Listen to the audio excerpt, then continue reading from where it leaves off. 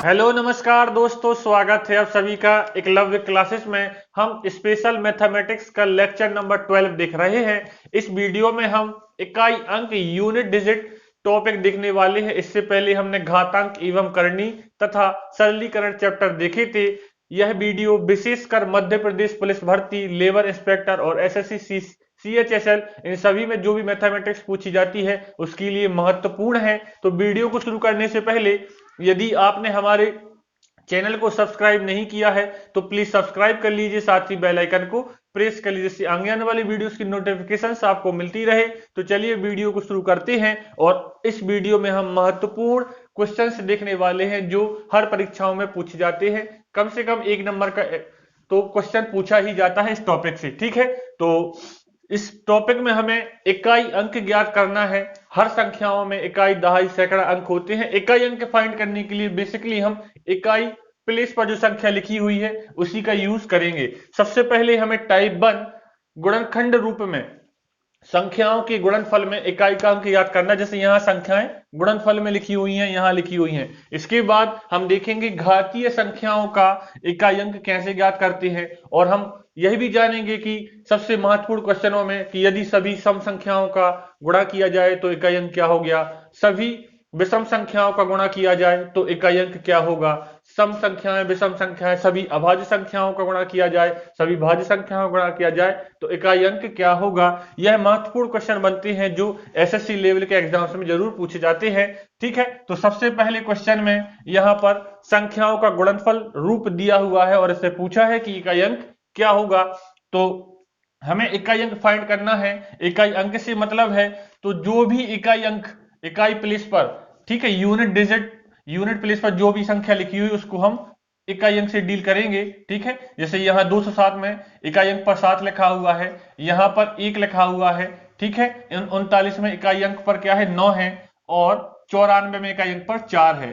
तो हमें इकाई अंक निकालने के लिए संख्याओं के गुणनफल रूप में इकाई प्लेस पर जो संख्या लिखी है उसका गुणा करना होता है, ठीक है। 7 का गुणा 1 में किया तो 7 एकम 7 और 9 चौको 36, 36 बन रहा है। इकाई अंक चाहिए हमें, 36 में इकाई अंक क्या है, 6 है, ठीक है। इसके बाद क्या हुआ, 7 और 6 का गुणा होगा तो 7 6 42 और 42 में इकाई अंक पर क्या है, 2 है। तो यहां से हमारा जो आंसर निकलेगा वह इकाई अंक क्या होगा, इसका 2 होगा, ठीक है। इकाई अंक फाइंड करना है तो यूनिट डिजिट यूनिट प्लेस पर जो संख्या लिखी है उसका ही गुणा करना है, ठीक है। जैसे इस क्वेश्चन में भी यदि बात करें तो हमें पूरी संख्या को गुणा करने की जरूरत नहीं है। यहां से 584 में इकाई अंक पर 4 है, 128 में 8 है, 617 में 7 है और 413 में 3 है। तो यहां से इकाई अंक क्या होगा देख लेते हैं। 4 अट्ठे होता है 32, तो 32 में इकाई अंक होगा 2 तो हम 2 ले लेंगे और 7 या 21, 21 में इकाई अंक 1 आ रहा है तो 2 और 1 का गुणा करेंगे, 2 एकम 2। तो यहां से भी इकाई अंक हमें क्या निकलने वाला है, 2 निकलेगा, ठीक है। गुणनफल रूप में हम इस तरीके से इकाई अंक निकालते हैं केवल यूनिट प्लेस पे जो डिजिट लिखी हुई है उसका यूज करके, उनका गुणा करके, ठीक है। यदि अब बात करते हैं संख्याओं का घातीय रूप दिया हो या घातीय संख्याओं का रूप दिया हो तो इसमें इकाई अंक हम कैसे फाइंड करेंगे। हमें क्या करना होता है, इकाई अंक निकालना है तो सबसे पहले जो संख्या लिखी है ब्रैकेट के अंदर, इसमें जो भी लिखा सबको गायब कर दो, केवल इकाई अंक वाली संख्या को रहने दो और घात लगा दो जो लगी हुई है, ठीक है। 173 की घात लगी थी तो ये लगा दी हमने। अब जो भी घात लगी है उसके अंतिम 2 डिजिट, अंतिम 2 संख्याओं में 4 का भाग देते हैं। तो 73 में 4 का भाग 2 पहले और जो भी बचेगा वह घात बना देंगे हम। 73 में हमने 4 का भाग दिया तो 7 4 एकम 4 बचे 3 और 3 33, 4 8 32, 4 8 32, 1 बच रहा है तो 7 की घात क्या बन जाएगी, 1 बनेगी और 7 की घात 1 का मतलब है 7 होता है। तो यहां से इकाई अंक क्या निकलेगा, क्या निकलने वाला है, 7 निकलने वाला है, ऑप्शन सी निकलने वाला है, ठीक है। बात करते हैं, एक बार और देख लेते हैं। यदि गुणनफल रूप दिया हो तो केवल यूनिट डिजिट का मल्टीप्लाई करना है, आंसर निकल जाएगा, ठीक है। इस तरीके से यहां भी किया। फिर यदि संख्याएं घातीय रूप में दी है तो हमें क्या करना है, जो घात बनी हुई है, जो घात दी है उनके अंतिम 2 संख्याओं में 4 का भाग देना है, जो बचता है वही उसकी घात लगा देनी है। ब्रैकेट के अंदर हमें सभी संख्याओं से मतलब नहीं है, इकाई अंक पर संख्या जो लिखी है उसकी घात हम बना देंगे। अगला क्वेश्चन यहाँ पे लिखा हुआ है, ठीक है, घातीय रूप की संख्या दी गई है और इकाई अंक पूछा है। तो क्या करते हैं, जो भी ब्रैकेट के अंदर संख्या हो हम केवल उसमें इकाई अंक से मतलब होता है। तो यहाँ पे इकाई अंक पर 2 है, तो हमने क्या किया, 2 की घात बना दी जो भी लगा हुआ था। क्या है, 2 की घात 456 और 25 लिखा हुआ है, ठीक है, 45 625 लिखा था। अब हमें इसमें इकाई का अंक चाहिए है, तो इकाई अंक फाइंड करने के लिए जो भी घात होती है उसके अंतिम दो अंकों में हम लगाते हैं 4 का भाग। 4 का भाग 25 में देंगे तो 4 छिंग 24, एक बचता है। तो 2 की घात क्या बन जाएगा, 2 की घात आ जाएगा 1, 2 की घात 1 अर्थात 2 हमारा आंसर होगा। तो इस बड़ी संख्या में इकाई अंक क्या होगा, 2 होगा। ऑप्शन ए हमारा यहाँ पर सही होगा, ठीक है। इस तरीके से नेक्स्ट क्वेश्चन यहाँ पर लिखा हुआ है कि इस बड़ी संख्या में 132 473 में जो घात लगी हुई है उसका इकाई अंक क्या होगा। तो हमें संख्या ब्रैकेट के अंदर कुछ भी लिखी हो उससे मतलब नहीं है, हमें केवल उस संख्या में इकाई अंक से मतलब है। तो यहाँ पे हम क्या कर देंगे, 3 लिखा है इकाई अंक पर, तो 3 की घात लगा देंगे, ठीक है। अब क्या लगाएंगे, 3 की घात, यहाँ घात में अंतिम दो संख्या है 22, अंतिम अंतिम दो संख्याओं पर जो है 22 लिखा हुआ है, ठीक है। 22 में 4 का भाग लगाएंगे तो 4 पंचे 20, 4 पंचे 20 होगा, बचेगा 2, ठीक है। तो हमने 2 की घात लगा दी और 3 की घात 2 है, मतलब 3 का वर्ग कितना होता है, 9 होता है। तो यहां से इकाई अंक क्या निकलने वाला है, 9 निकलने वाला है, ठीक है। सबसे पहले हमें संख्या में जो ब्रैकेट के अंदर संख्या लिखी है उसमें से इकाई अंक लेना है और घात किसकी लगानी है, अंतिम दो अंकों पे, अंतिम दो स्थानों पे जो संख्या है उसमें 4 का भाग लगाने के बाद जो संख्या बचती है, ठीक है। तो इस तरीके से हमें क्वेश्चन को हल करना है। इस वाले क्वेश्चन में हमसे पूछा है कि 7 की घात 95 माइनस 7 की घात 58 में इकाई का अंक क्या होगा। यह भी बहुत आसानी से सॉल्व हो जाता है, ठीक है। क्या करना है, हमें 7 लिखा है, 95 में हमें लगाना है 4 का भाग, 95 में 4 का भाग लगाया तो क्या बचेगा, वो हमें घात लगा देना है।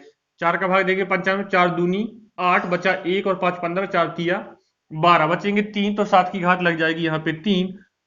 इस प्रकार से हमें 58 में भी क्या देना है, 4 का भाग देना है, 4 एकम 4, बचा 1 और 8 18, 4 चौको 16, 2 यहाँ बचेंगे तो 7 की घात यहाँ से क्या बनेगा, 2 बचेगा, ठीक है। अब 7 का घन क्या होता है, 343, 7 का घन 343 जिसमें हम इकाई अंक से मतलब होता है, ठीक है।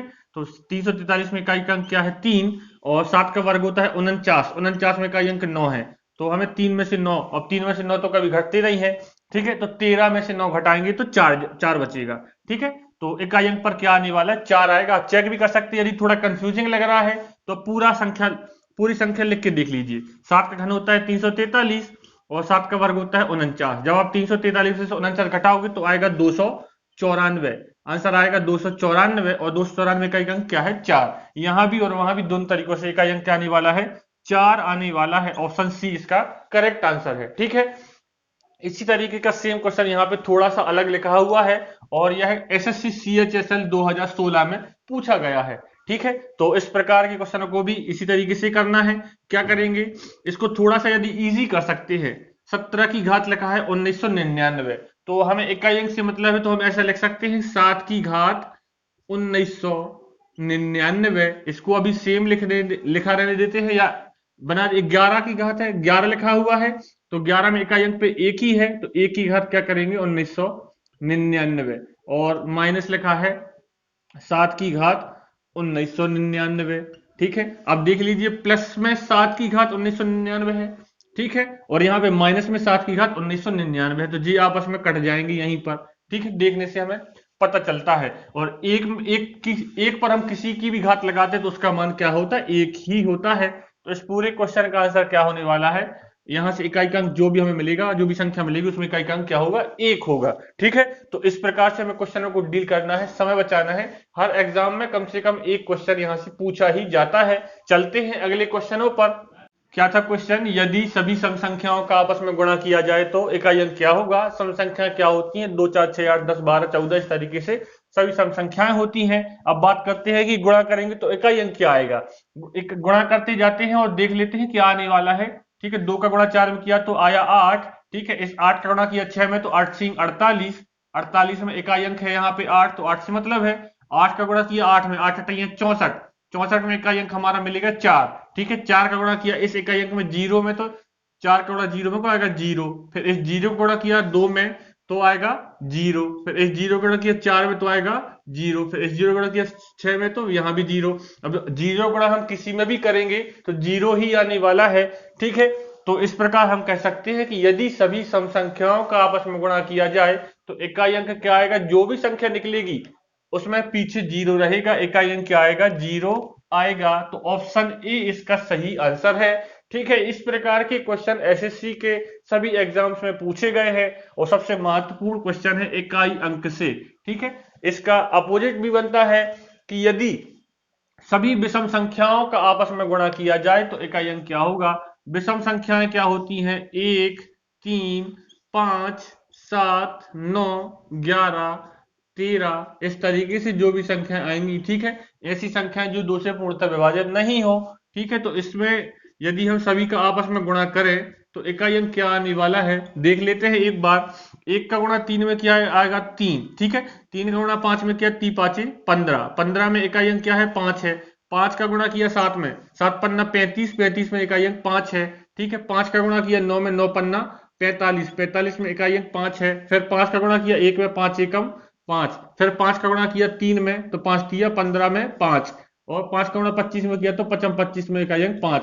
आगे आप जितनी भी संख्याओं में गुणा करेंगे तो 5 ही आएगा। ठीक है, तो इस प्रकार से हम कह सकते हैं कि यदि सभी विषम संख्याओं का आपस में गुणा किया जाए तो इकाई अंक क्या निकलता है, 5 निकलता है, क्योंकि यहां पर कोई भी सम संख्या नहीं मिलेगी उसको।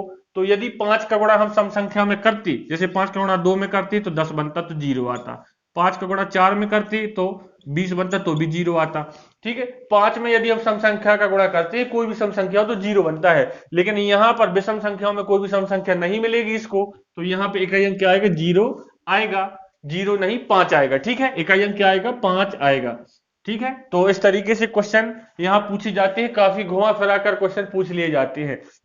यह एसएससी के, मध्य प्रदेश पुलिस, एमपीएसआई के सबसे फेवरेट क्वेश्चंस हैं। इसी तरीके से अगला क्वेश्चन भी पूछ लिया जाता है कि यदि 1 से 9999 के बीच की सभी अभाज्य संख्याओं का आपस में गुणा करें तो इकाई अंक क्या होगा। क्या है क्वेश्चन, क्वेश्चन है कि 1 से 9999, 1 से 9999 के बीच की सभी अभाज्य संख्याओं का आपस में गुणा करें तो इकाई अंक क्या होगा।